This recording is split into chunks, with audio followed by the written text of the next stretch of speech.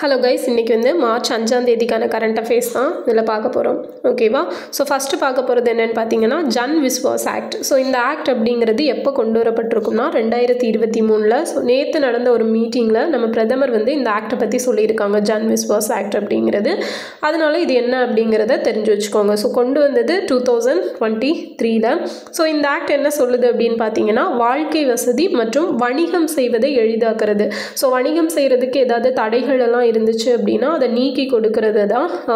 இதில் வந்து அந்த தடைகள் எல்லாம் மேக்சிமம் வந்து நீக்கியிருக்காங்க. அதே போல் இன்னொரு விஷயம் என்ன அப்படின்னா பொது நலனுக்கோ அல்லது தேசிய பாதுகாப்புக்கோ எந்த தீங்கும் விளைவிக்காத சிறிய குற்றங்களை குற்றமற்றதாக்குதல். ஸோ சின்ன சின்ன குற்றங்கள் எல்லாம் இருக்கும் இல்லையா, அது வந்து யாருக்கும் எந்த பெருசாக ஒரு பாதிப்பை ஏற்படுத்தாத மாதிரி இருந்துச்சு அப்படின்னா அதை வந்து குற்றமற்றதாக ஆக்குறதும். ஸோ அதுவுமே இந்த ஜன் விஸ்வாஸ் ஆக்டில் வந்து கொண்டு வந்திருக்காங்க. ஸோ மெயினாக இந்த 2 பாயிண்ட் அப்படிங்கிறது தான் வந்து ரொம்ப முக்கியமானது. ஸோ நோட் பண்ணிக்கோங்க. அடுத்தது ஐயா வைகுண்டர் அவர்களோட 193வது பிறந்தநாள் விழா அப்படிங்கிறது நேற்றைய தினத்தில் கொண்டாடி இருப்பாங்க. ஸோ இவரை பற்றி நமக்கு ஐஎன்எம்மில் இருக்குது. ஸோ ஐஎன்எம் யூனிட் 8 அதனால் ரொம்ப முக்கியம். ஸோ இவர் பிறந்தது பார்த்தீங்க அப்படின்னா மார்ச் 4ஆம் தேதி. எங்கே பிறந்தார் அப்படின்னா சாஸ்தா கோவில் விளை. ஸோ இது கன்னியாகுமரியில் இருக்குது. ஸோ இவர் பிறந்தப்போ இவருக்கு முடிசூடும் பெருமாள் அப்படிங்கிற பேர் தான் இவங்க பேரண்ட்ஸ் வைப்பாங்க. ஆனால் இதுக்கு வந்து இந்த உயர் ஜாதி அமைப்பை சேர்ந்தவங்கள்ட்ட பயங்கர எதிர்ப்பு இருக்கும். நீங்கள் எப்படி இந்த பேரை வைக்கலாம், ஸோ இந்த பேரை மாற்றணும் அப்படின்னு எல்லாம் சொன்னனால இவருக்கு முத்துக்குட்டி அப்படிங்கிற பேரை வந்து வைக்கிறாங்க. அண்ட் இவர் வந்து வளர்ந்து 1833 சாமித்தோப்பில் வந்து சாமித்தோப்பு அப்படிங்கிற பிளேஸில் தியானம் இருக்க ஆரம்பிக்கிறாரு. ஸோ எதுக்காக அப்படின்னு பார்த்தீங்கன்னா சாதி வேற்றுமைகள் எல்லாம் ஒழிக்கணும், எல்லாரையும் ஒருங்கிணைக்கணும் அப்படிங்கிறதுக்காக. ஸோ இது வந்து கேட்பாங்க. சாமித்தோப்பில் அவர் தியானம் செய்ய தொடங்கிய ஆண்டு வந்து 1833. அதே மாதிரி பார்த்தீங்க அப்படின்னா இந்த ஒடுக்கப்பட்ட சமூகத்தை சேர்ந்தவங்கெல்லாம் தலைப்பாகை அணிகிறதுக்கும் ஸோ மேலாடை அணிகிறதுக்கெல்லாம் வந்து நிறைய தடைகள் இருந்துச்சு. ஸோ இவர் என்ன பண்ணார் அப்படின்னா அதுக்கு எகெயின்ஸ்டாக தலைப்பாகை அணிஞ்சிருப்பார். ஸோ அவரோட ஃபோட்டோ பார்த்தீங்கன்னா தெரியும், அதில் வந்து தலைப்பாகை அணிஞ்சிருப்பார். அதே மாதிரி இந்த டைமில் 19ஆம் நூற்றாண்டு காலகட்டத்தில் தொடங்கின எல்லா ஒரு அமைப்புகளுமே என்ன அப்படின்னா அந்த சீர்திருத்த இயக்கங்களாகட்டும், ஸோ மீட்பு இயக்கங்களாகட்டும் எல்லாமே வந்து உருவ வழிபாடு அப்படிங்கிறத எதிர்த்திருக்கும். ஸோ அதே மாதிரி தான் இவர் ஐயா வைகுண்டர் அவர்களும் உருவ வழிபாடை எதிர்த்தார். அதே போல் விலங்குகளை பலியிடுவதற்கு எதிரான இயக்கம் அப்படிங்கிறதையும் இவர் ஸ்டார்ட் பண்ணியிருப்பார். ஸோ இந்த விலங்குகளுக்கு பலியிடுறதெல்லாம் வந்து தவறு அப்படிங்கிறத சொல்லியிருப்பார். அதே போல் சமத்துவ சமாஜம் அப்படிங்கிற ஒரு அமைப்பை ஆரம்பிச்சிருப்பார். இதுவும் சாதி வேற்றுமைகளை கலந்து எல்லாரும் ஒற்றுமையாக இருக்கணும் அப்படிங்கிறதுக்காக சமத்துவ சமாஜம் அப்படிங்கிறத ஆரம்பிச்சிருப்பார். ஸோ இவரோட கருத்துக்கள் எல்லாம் ஒன்று திரட்டி ஒரு நூலாக இருந்திருக்கும். அந்த நூலோட பெயர் என்ன அப்படின்னா அகில திரட்டு அப்படிங்கிறது தான். இன்னும் இவரை பற்றி பார்க்கணுன்னா ஆங்கிலேயர்கள் ஆட்சியை வெள்ளை பிசாசுகளின் ஆட்சினும் திருவிதாங்கூர் அரசர்களோட ஆட்சியை கருப்பு பிசாசுகளின் ஆட்சி அப்படின்னு சொன்னது யார் அப்படின்னா இவர் தான், வைகுண்டர் அவர்கள். ஸோ இவர் மேலே மக்கள் வந்து கொண்ட ஒரு பற்றின் காரணமாக இவரை வந்து ஐயா அப்படின்னு சொல்லியிருப்பாங்க. ஸோ இவரை ஃபாலோ பண்ணுற மக்களை வந்து ஐயா வழி மக்கள் அப்படின்னு சொல்லிட்டு இருக்காங்க. ஓகே, ஸோ இதுதான் வந்து வைகுண்டர் அவர்களை பற்றின இம்பார்ட்டண்ட்டான டேட்டாஸ். ஸோ அதே மாதிரி இன்னொரு டேட்டா என்னென்னு பார்த்தீங்க அப்படின்னா இந்த நிழல் தாங்கல்கள் அப்படிங்கிறது இவர் வந்து அமைச்சிருப்பார். ஓகேவா? ஸோ அதுவுமே ப்ரீவியஸ் கொஷின் தான், அதை நோட் பண்ணிக்கோங்க. அடுத்தது பெண்கள் அதிகம் கடன் வாங்கும் மாநிலம். ஸோ இது வந்து நித்தி ஆயோக் இருக்காங்க இல்லையா, ஸோ அவங்க வந்து ஃப்ரம் பாரோவர்ஸ் டு பில்டர்ஸ் அப்படிங்கிற ஒரு ரிப்போர்ட் வந்து வெளியிட்டிருக்காங்க. அதாவது கடன் வாங்குறது அப்படின்னா சும்மா இல்லை, ஸோ வாங்கி அதன் மூலமாக அதாவது ஒரு தொழில் தொடங்குது அந்த மாதிரி பண்ணுறதுக்கு. ஓகே, ஸோ அப்படி டாப்பில் இருக்க ஸ்டேட் எதுனா நம்ம தமிழ்நாடு தான். 44% பெண்கள் வந்து அந்த மாதிரி கடன் வாங்கி ஒரு தொழில் தொடங்குதல் அந்த மாதிரி ஒரு புது விஷயத்துக்கு வந்து வாங்கியிருக்காங்க. ஸோ செகண்ட் பிளேஸில் ஆந்திரா இருக்காங்க 41%. தேர்ட் வந்து தெலுங்கானா 38%.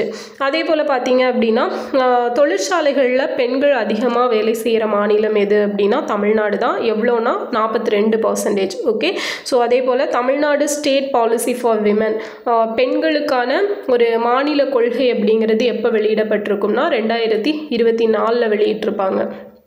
நெக்ஸ்ட்டு இந்தியாவில் டால்ஃபின்கள் அதிகமுள்ள மாநிலம். ஸோ டால்ஃபின் அப்படின்னு எடுத்துட்டோம் அப்படின்னா நம்மளோட தேசிய நீர்வாழ் விலங்கு அப்படின்னா இந்த கங்கை நதி டால்ஃபினை தான் சொல்லுவோம். ஸோ இதோட சயின்டிஃபிக் நேம் என்ன அப்படின்னா பிளான்டனிஸ்டா கேஞ்சட்டிகா. ஓகேவா, பிளான்டனிஸ்டா கேஞ்சட்டிகா அப்படிங்கிறது தான் சயின்டிஃபிக் நேம். ஸோ இந்த நம்மளோட தேசிய நீர்வாழ் உயிரினமாக இதை எப்போ ஏற்றுக்கொண்டோம் அப்படின்னா October 5, 2009 தான் ஒரு முடிவு பண்ணி நடைமுறைக்கு வர்றது 2010. ஸோ அந்த October 5 தான் நம்ம நேஷ்னல் டால்ஃபின் டே, தேசிய டால்ஃபின் தினம் அப்படின்னு சொல்லி செலிப்ரேட் பண்ணுறோம். ஸோ இந்த டால்ஃபின்களும் வவ்வால்களை மாதிரி தான். ஸோ இதுக்கு வந்து கண்ணு தெரியாது. ஸோ என்ன பண்ணும் அப்படின்னா அந்த அல்ட்ராசோனிக் சவுண்ட் அப்படிங்கிறத வெளிவிட்டு அதோட இரைகள் எல்லாம் எங்கே இருக்குது, ஸோ அந்த மாதிரி கண்டுபிடிச்சிக்கும் ஏதாவது தடை இருக்கா போகிற வழியில் அப்படிங்கிறத அந்த அல்ட்ராசோனிக் சவுண்ட் மூலமாக தான் அது கண்டுபிடிக்கும். ஸோ இதுக்கு இன்னொரு பேர் வந்து ஜூ அப்படின்னு சொல்லுவாங்க.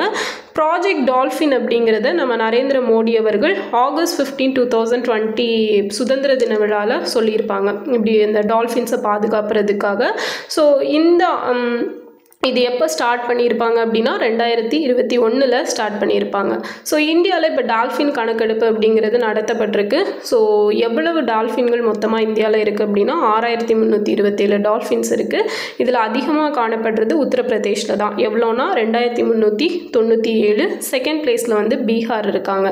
ஓகே, அதே போல் பார்த்தோம் அப்படின்னா நேற்று நம்ம பார்த்தோம் இல்லையா IUCN அப்படிங்கிறது. ஸோ இந்த IUCN லிஸ்ட்டில் டால்ஃபின் வந்து என்ன கேட்டகரியில் இருக்குது அப்படின்னா என்டேஞ்சர் ஸ்பீஷீஸ், ஸோ அழிந்து வரக்கூடிய உயிரினம் அப்படிங்கிற ஒரு கேட்டகரியில் தான் வச்சுருக்காங்க. ஸோ IUCN நேற்றே பார்த்துருப்போம், international union for conservation for nature அப்படிங்கிறது. ஸோ இது 1948 ஸ்டார்ட் பண்ணாங்கன்னு பார்த்தோம். ஸோ இந்தியா இதில் மெம்பர் ஆனது 1969 அப்படிங்கிறதெல்லாம் பார்த்துருப்போம் இல்லையா. Okay, fine. நெக்ஸ்ட் பார்த்தீங்க அப்படின்னா இந்தியாவின் முதல் உலக அமைதி மையம். ஸோ இது எங்கே நிறுவப்பட்டிருக்கு? குருகிராம், ஹரியானாவில். ஓகே, ஸோ இந்த குருகிராம் அப்படிங்கிற பிளேஸில் தான் இந்த இன்டர்நேஷ்னல் சோலார் அலையன்ஸோட ஹெட் குவார்ட்டர்ஸ் வந்து இருக்குது. ஸோ இன்டர்நேஷ்னல் சோலார் அலையன்ஸ் அப்படிங்கிறது சர்வதேச சோலார் கூட்டணி. ஸோ எந்த இரு நாடுகள் முடிவு பண்ணி இதை தொடங்கியிருப்பாங்க அண்ட் அதில் வந்து எந்த வருடம் தொடங்கப்பட்டது அப்படிங்கிறத கமெண்டில் சொல்லுங்கள். நம்ம நிறைய தடவை பார்த்தது அண்ட் இது வந்து கண்டிப்பாக அப்கமிங் எக்ஸாமில் இந்த கொஸ்டின் இருக்கும். ஸோ என்விரான்மெண்டல் ரிலேட்டடாக ரீசெண்டாக நடந்த எக்ஸாம்ஸில் ஒரு விட்டு போன ஒரு கொஸ்டின் அப்படின்னா இந்த இன்டர்நேஷ்னல் சோலார் அலையன்ஸ் பற்றி தான். ஸோ அந்த கொஸ்டின் வந்து அப்கமிங் எக்ஸாமில் கண்டிப்பாக கேட்பாங்க. அடுத்தது சிக்னா ஜவுலாவ் தேசிய பூங்கா. ஸோ இந்த தேசிய பூங்கா அசாமோட 8வது தேசிய பூங்காவாக அறிவிக்கப்பட்டிருக்கு. அடுத்தது ஹேரத் பண்டிகை. ஸோ இது வந்து காஷ்மீரில் செலிப்ரேட் பண்ணுறது. ஸோ மகா சிவராத்திரி நம்ம சொல்கிறோம் இல்லையா, அதுதான். அடுத்தது உருகுவேவோட அதிபராக நியமிக்கப்பட்டிருக்கிறவர் யமந்து ஒர்சி அப்படிங்கிறவர். நெக்ஸ்ட் பார்த்தோம் அப்படின்னா ஜியாகிரபிக்கல் சர்வே ஆஃப் இந்தியா, இந்திய புவியியல் ஆய்வு அமைப்பு. ஸோ இந்த அமைப்பு எப்போ நிறுவப்பட்டுச்சு அப்படின்னா 1851 மார்ச் 4 நிறுவப்பட்டிருக்கும். ஸோ இதோட ஹெட் குவார்ட்டர்ஸ் வந்து கல்கத்தாவில் இருக்குது. இதை நிறுவியவர் யார் அப்படின்னா சர் தாமஸ் ஓல்தம். ஸோ இந்த வருஷம் வந்து இது 175வது ஆண்டு விழா அப்படிங்கிறத செலிப்ரேட் பண்ணுறாங்க. ஓகே, ஸோ இது வந்து இம்பார்ட்டன்ட் தான். அடுத்தது பார்த்தீங்க அப்படின்னா மார்ச் 5 ஸோ இன்றைக்கி வந்து ஒரு ஹிஸ்டாரிக்கல் ஸ்பெஷல் டே. என்னென்னா காந்தி இர்வின் ஒப்பந்தம் அப்படிங்கிறது போடப்பட்ட நாள் மார்ச் 5, 1931. ஸோ காந்திக்கும் லார்ட் இர்வின் அவர்களுக்கும் இடையில் போடப்பட்டது. ஸோ இந்த ஒப்பந்தத்தோட முக்கிய அம்சம் என்ன அப்படின்னா அந்த டைமில் அரெஸ்ட் ஆகிருந்த எல்லாரையுமே வந்து விடுவிக்கணும். ஸோ உப்புக்கு வந்து வரி விதிச்சது, அதை வந்து வரியை நீக்கணும் அப்படிங்கிற மாதிரியான ஒப்பந்தங்கள் எல்லாம் போட்டிருப்பாங்க. ஸோ அதான் இந்த காந்தி இர்வின் ஒப்பந்தம். அடுத்தது பூனா ஒப்பந்தம், இது கூட பார்த்துடலாம். ஸோ 24 செப்டம்பர் 1932 போடப்பட்டது தான் இந்த பூனா ஒப்பந்தம். காந்தி மற்றும் அம்பேத்கர் அவர்களுக்கு இடையில போடப்பட்டிருக்கும். ஸோ காந்தி வந்து எரவாடா சிறையில் இருந்திருப்பார். ஸோ அவர் வந்து சாகும் வரை உண்ணாவிரதம் அப்படிங்கிறது இதுக்காக அப்படின்னா அந்த தனி தொகுதி வந்து அனௌன்ஸ் பண்ணியிருப்பாங்க இல்லையா. ஸோ அது வந்து அதுக்காக இவர் வந்து இந்த உண்ணாவிரதம் அப்படிங்கிறது இருந்து ஃபைனலாக ஓகே இதெல்லாம் வேண்டாம் அப்படிங்கிற மாதிரி முடிவெடுத்து இந்த பூனா ஒப்பந்தம் அப்படிங்கிறது சைன் பண்ணியிருப்பாங்க. ஸோ இதான் வந்து இன்றைக்கான கரண்ட் அஃபேர்ஸ். ஒரு ரீகேப் மட்டும் பார்த்துடலாமா. Jan Vishwas act. So next வந்து ஐயா வைகுண்டர் அவர்களோட பிறந்தநாள் பார்த்தோம், 193வது பிறந்தநாள் அப்படின்னு. அப்புறம் பெண்கள் அதிகம் கடன் வாங்கும் மாநிலம் தமிழ்நாடு. இந்தியாவில் டால்ஃபின் அதிகமுள்ள மாநிலம் உத்தரப்பிரதேஷ். இந்தியாவோட முதல் உலக அமைதி மையம் குருகிராமில் இருக்குது. சிக்னா ஜவுலாவ் தேசிய பூங்கா வந்து அசாமில் இருக்குது. ஹேரத் பண்டிகை காஷ்மீர். உருகுவேயோட அதிபர் எமந்தோர்சி. Geographical survey of India, so இது வந்து 1851 ஸ்டார்ட் பண்ணியிருப்பாங்க. காந்தி இர்வின் ஒப்பந்தம் மார்ச் 5, 1931. ஓகேவா? ஸோ இந்த வீடியோ உங்களுக்கு யூஸ்ஃபுல்லாக இருந்திருக்கும்னு நினைக்கிறேன். நெக்ஸ்ட் வீடியோவில் பார்க்கலாம். தேங்க்யூ.